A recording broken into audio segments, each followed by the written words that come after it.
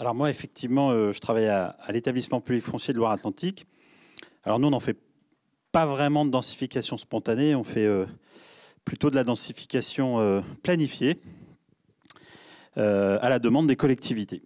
Et effectivement, j'ai voulu aborder cette question de l'aubaine ou du grain de sable, parce qu'en fait, c'est toujours un sujet ambigu, cette question, parce que cette densification, elle provoque évidemment une production de logements qui est souvent attendue dans les communes.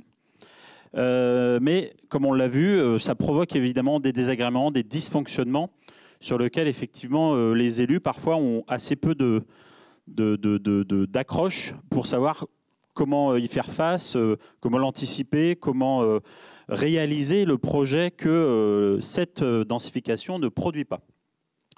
Après, c'est un sujet qui existe depuis très longtemps. Finalement, densifié par la division, c'est très ancien. Le lotissement lui-même, c'est un peu la base de la procédure d'aménagement. Et puis, c'était aussi les choses autour de l'indivision. On divise le terrain pour donner aux enfants, et donc les enfants pourront construire à côté de chez moi. Donc effectivement, c'est un sujet qui est très ancien, mais aujourd'hui, il a tendance à se développer, ou en tout cas, on le regarde d'une autre façon, et on le regarde avec peut-être un peu moins de bienveillance, pour reprendre le mot autour du côté spontané. Évidemment, la densification, elle s'observe, elle peut s'analyser. Évidemment, derrière, il y a la question de la consommation foncière, dont tout le ZAN a beaucoup parlé, et on n'en est qu'au début. Et puis, c'est aussi un objet autour de la question de la transaction des terrains. Aujourd'hui, le meilleur promoteur de la densification spontanée, il est même mis en examen. C'est un agent immobilier très célèbre sur une chaîne de télé, où effectivement, lui, il dit vous allez faire une belle pirouette quand vous allez vendre la maison et le terrain. Mais effectivement, c'est beaucoup plus efficace auprès de millions de spectateurs qu'effectivement, malheureusement, le peu de personnes qui viennent dans des réunions publiques ou des choses comme ça pour essayer d'avoir quelque chose de qualité et qui a un sens d'intérêt général. Là, on touche tout de suite à la question du portefeuille individuel. Et évidemment, c'est malheureusement très efficace. Et puis, c'est un phénomène qui s'est un peu amplifié, notamment dans nos territoires, et avec effectivement ce sentiment de subir. Beaucoup d'interrogations, en tout cas, sur cette question de la densification. La question autour du respect du plan local de l'habitat. On l'a dit, ce phénomène, il produit du logement, donc un volume de maisons. Mais la question, c'est que le PLH dit souvent on a besoin de logements, mais finalement de quel type de logement? Et malheureusement, cette densification spontanée, elle provoque, on l'a dit, beaucoup, quasiment exclusivement du logement individuel. Parfois, il arrive à produire effectivement de l'extension, du logement, petit logement supplémentaire ou adjoint au logement principal. Mais malheureusement, aujourd'hui, alors que beaucoup de collectivités ont besoin de diversifier l'offre de logement, eh bien effectivement, c'est tout l'inverse. Ça produit quelque chose d'assez homogène. Elle ne produit pas cette diversification. Elle produit essentiellement du logement pour des propriétaires. Et malheureusement, qui dit propriétaire dit capacité à acheter. Et malheureusement, beaucoup de personnes aujourd'hui, dans de nombreux territoires, n'ont pas la capacité d'acheter les terrains. Ils ont besoin de louer des terrains. Et donc, effectivement, ça vient en porte-à-faux et en contradiction complète avec ses besoins. Évidemment, ça va amplifier la question de la rareté foncière, parce qu'effectivement, ça va, alors c'est des grands termes qui font un peu peur, mais ça va assécher le gisement, puisqu'effectivement, on arrive à observer, nous, facilement, avec de nombreux outils de cartographie numérique, on arrive à voir quels sont les secteurs où on peut avoir ces gisements.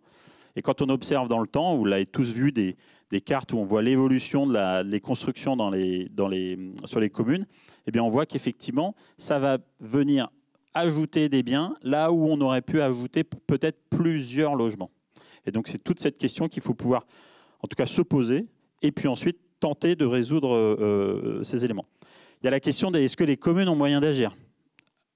Est-ce qu'elles maîtrisent les outils, un document d'urbanisme bien ficelé pour pouvoir éventuellement contrecarrer les intentions individuelles de chaque propriétaire? Et c'est bien le job d'un PLU, c'est bien le job d'un élu, c'est d'essayer de donner un cadre d'intérêt général pour un meilleur développement possible de la commune. Évidemment, là, on rentre tout de suite un peu dans la technique, ça a été abordé également.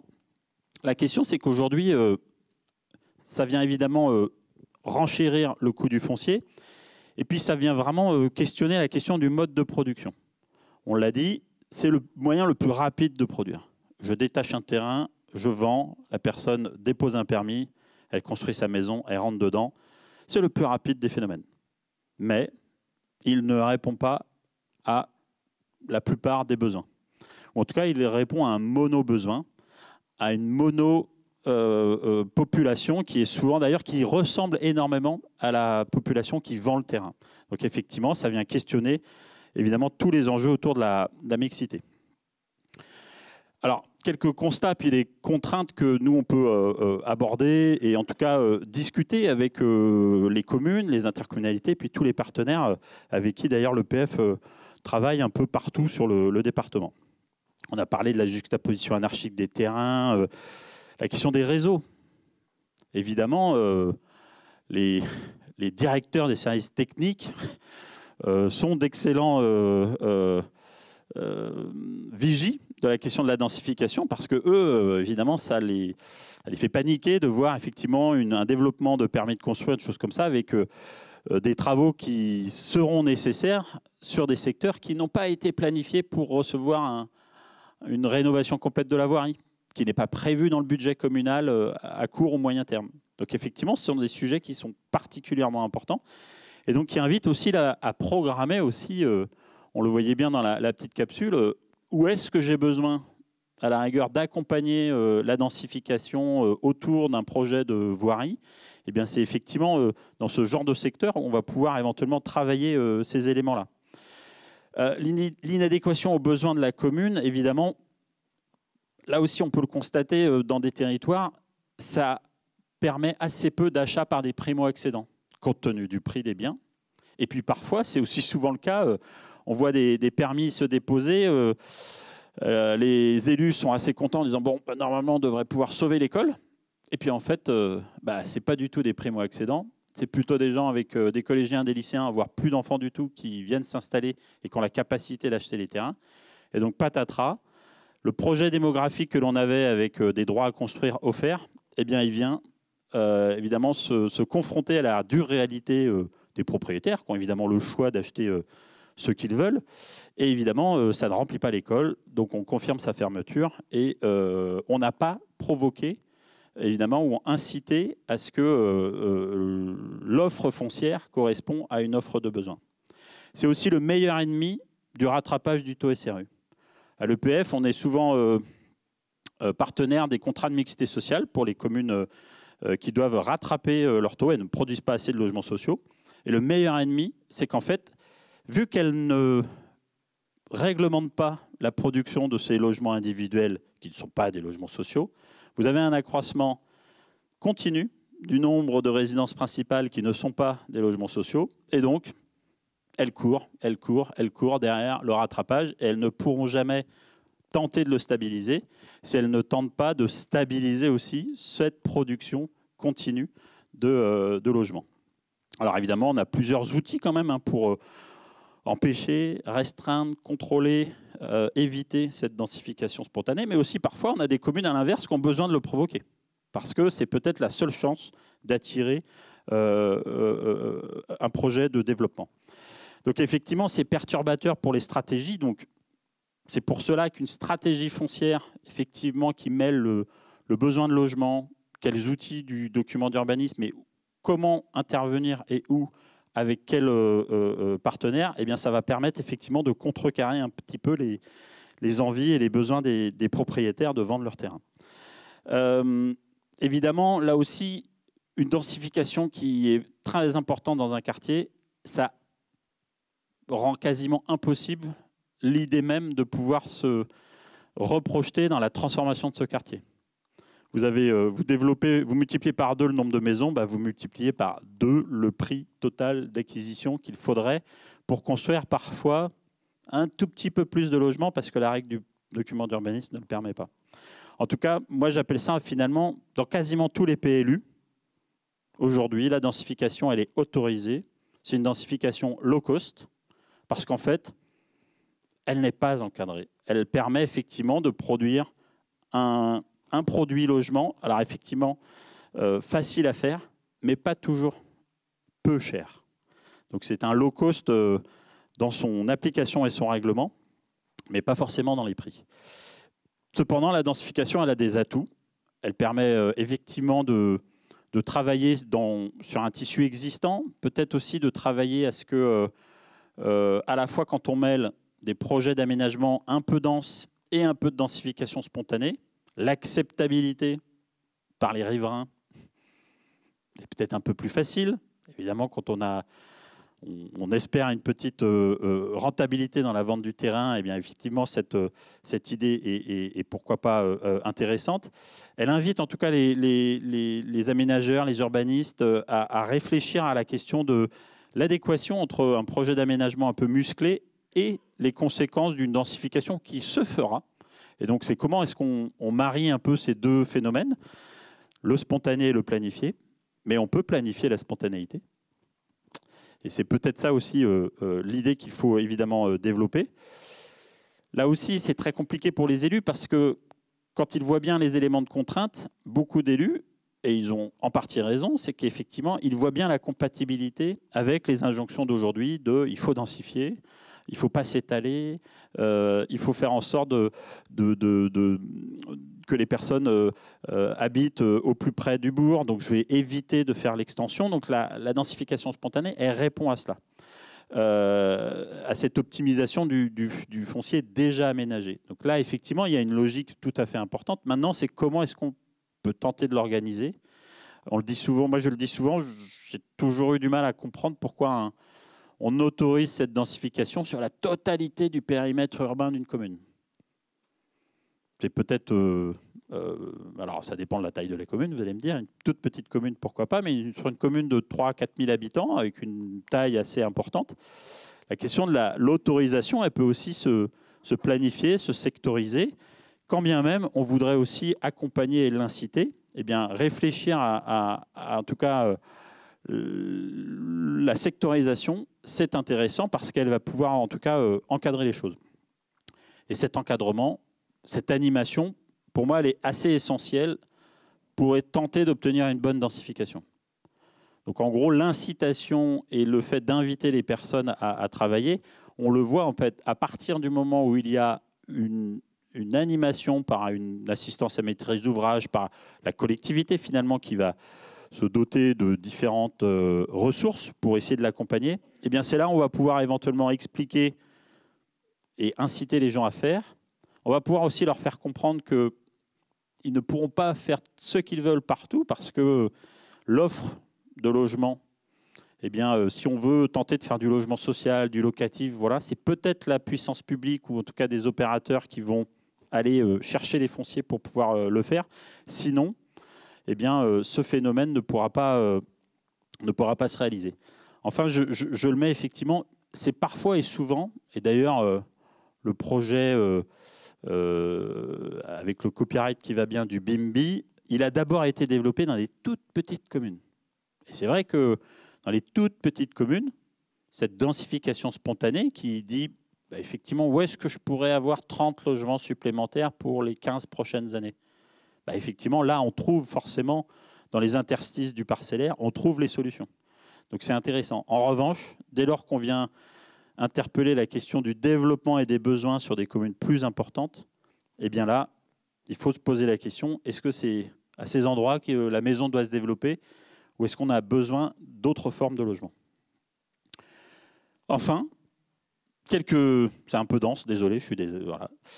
Des outils fonciers qui sont importants quand on travaille la question de la densification spontanée, c'est essayer d'anticiper par des atlas de gisement ou des référentiels fonciers où sont les éventuels potentiels. Ça permet évidemment de travailler la question d'anticiper ces gisements et savoir bien à quel endroit on va devoir le réglementer, au contraire l'inciter, voir quels outils on pourra mettre pour essayer d'accompagner tout ça. Un PAF, un plan d'action foncier, c'est la traduction finalement d'une stratégie foncière qui est ciblée, donc sur des périmètres et des parcelles identifiées, sur lesquelles on va assurer une veille foncière, on va tenter de maîtriser des terrains, ou bien on va mettre en place des outils du code de l'urbanisme qui vont permettre d'encadrer encore un peu plus ce que l'on projette de faire ou de faire faire. L'action du périmètre de projet pour geler un petit peu le sursis à statuer. Il ne faut pas en avoir peur. C'est un outil super puissant dont disposent ceux qui sont titulaires de l'organisation du PLU. Quand vous commencez à poser la question de comment réglementer tout cela, vous devez en tout cas envisager de surseoir à statuer avant de pouvoir fabriquer la règle. Parce que définir une règle, ça peut prendre un peu de temps. Et pendant ce temps, vous pouvez voir fleurir et tomber les demandes de division parcellaire et les demandes de permis, sur lesquelles vous auriez un peu de mal à refuser, sauf si vous avez mis en place des périmètres de projet et de gel des droits à construire. L'action de la maîtrise foncière. Alors évidemment, quand vous voulez intervenir sur le besoin, vous devez éventuellement faire faire les opérations ou prendre un peu l'initiative. C'est le rôle d'un EPF, c'est d'accompagner les collectivités locales à maîtriser du foncier public pour pouvoir développer des projets selon le choix de la collectivité. Donc ça veut dire qu'il faut développer des budgets fonciers, ou en tout cas, il faut pouvoir avoir cette habitude de négocier, de préempter, pour les plus courageux d'exproprier, mais on ne le fait pas systématiquement, je vous assure. Mais en tout cas, commencer à maîtriser certains terrains parce que c'est la clé d'éléments de négociation pour envisager, y compris des densifications où vous verrez l'utilité de pouvoir négocier avec le propriétaire privé et le propriétaire public pour faire du projet. Dans les outils de maîtrise foncière, il y a les plus connus, évidemment, le droit de préemption urbain qui permet en tout cas aussi de contrôler quels sont les biens qui sont vendus et à quel prix. Évidemment, vous pouvez attendre de voir la vente se faire, mais vous pouvez voir évidemment la DIA être déposée. Et puis, ça vous offre la possibilité de vouloir éventuellement agir sur un périmètre que préalablement vous aurez identifié au travers d'un atlas et au travers d'un plan d'action foncier. Ça, c'est quand vous n'avez pas réussi à négocier, évidemment, qu'on utilise le droit de préemption. Évidemment, la ZAD, alors c'est un vilain mot en Loire-Atlantique, mais c'est un vieux mot de zone d'aménagement différé qui, y compris en zone urbaine, est particulièrement précieux. C'est un périmètre qui permet de préempter beaucoup plus facilement. Préempter pour imaginer, en tout cas maîtriser les terrains et imaginer un futur possible pour ces secteurs, mais non pas à court terme, mais plutôt à très long terme, à 10, 15 ou 20 ans même. Le contrôle de la division parcellaire, effectivement, les déclarations préalables, eh bien, on vous invite à les scruter, à les regarder, et avec certains outils du PLU, vous avez la possibilité de refuser certaines divisions. Ça sera certainement développé un peu plus tard, mais certaines communes vont jusqu'à, effectivement, non pas valider un peu tout le temps les déclarations, mais au contraire, elles les regardent, elles les observent, et elles les vérifient, et si elles ne sont pas conformes, eh bien, elles les refusent. Donc là aussi, ça entraîne un autre dialogue avec les propriétaires, et y compris avec les géomètres qui vont réaliser ces projets de division pour envisager des divisions qui sont plus conformes à ce que la collectivité souhaite. Quelques petits outils fiscaux et financiers. Alors, plutôt dans les communes détendues, la majoration de la taxe foncière non bâtie. Ça, c'est très pratique pour que vous voyez apparaître effectivement des envies de diviser son terrain et de le vendre. Donc ça s'adresse plutôt dans les communes qui cherchent à attirer des habitants et qui cherchent à ce qu'il y ait des terrains qui sortent de terre. Dans le tissu bâti, c'est qu'effectivement, le propriétaire, il va voir sa taxe foncière non bâtie potentiellement décoller. Et donc, on va l'inviter à dire, eh bien, si vous voulez payer moins cher, c'est peut-être parce que vous avez trop de terrain. Et nous, dans la commune, on ne peut que vous inviter à découper pour accueillir une nouvelle famille et tout le monde sera content. Donc ça, c'est même utilisé en anticipation, c'est-à-dire qu'il y a un calcul qui est fait, il est présenté à la population et il a dit, voilà, soit vous divisez, on fait quelque chose ensemble et à ce moment-là, je n'ai même pas besoin de l'appliquer. ou uniquement pour ceux qui ne feront rien. Donc on simule en fait, et puis eh bien, ça va provoquer des discussions, ça va provoquer éventuellement du projet pour permettre des projets de se réaliser. La taxe d'aménagement majorée, la TAM, donc la taxe d'aménagement, toutes les communes généralement l'appliquent jusqu'à 5% taux maximal. Et en taxe d'aménagement majorée, vous avez la possibilité de monter ce taux jusqu'à 20%. Évidemment, il faut motiver cette augmentation par la réalisation et le chiffrage des travaux nécessaires. Donc, par exemple, une nouvelle voirie, étendre l'école, que sais-je, créer un bout de rond-point. Voilà, la liste peut être assez importante. Cette taxe, elle permet d'apporter des ressources pour éventuellement financer ces travaux. Donc, effectivement, vous allez densifier. J'ai besoin que vous me financiez tout ce que cela va engendrer. Donc là aussi, c'est un peu l'état d'esprit de cette taxe d'aménagement majorée. Si elle est très élevée, bah, il y a peut-être des projets qui vont ne pas se faire. Mais je vous déconseille de le faire sur des communes très très chères, parce que le pétitionnaire du projet, il aura largement de quoi payer cette taxe. Donc c'est à manipuler de manière délicate sur les communes on va dire très riches et très onéreuses. Mais en tout cas, c'est un outil important. Les collectivités cherchent des ressources. C'est une solution pour trouver des ressources pour financer notamment les espaces publics. Pour les plus anciens élus, c'était un peu l'équivalent de la PVR, hein, voilà, qui a été tout à fait remodelé avec la création de la taxe d'aménagement. Il y a aussi la question du versement pour sous-densité. Donc là aussi, c'est... Alors j'observe de la densification spontanée, mais elle n'est pas très efficace, elle n'est pas très optimisée. Ben, effectivement, cette taxe permet d'infléchir effectivement tous les projets qui sont pas assez denses. Donc voilà, donc là ça nécessite effectivement encore une fois d'anticiper pour essayer de simuler un petit peu ces choses-là. Et ça permet effectivement d'envisager une meilleure constructibilité des terrains.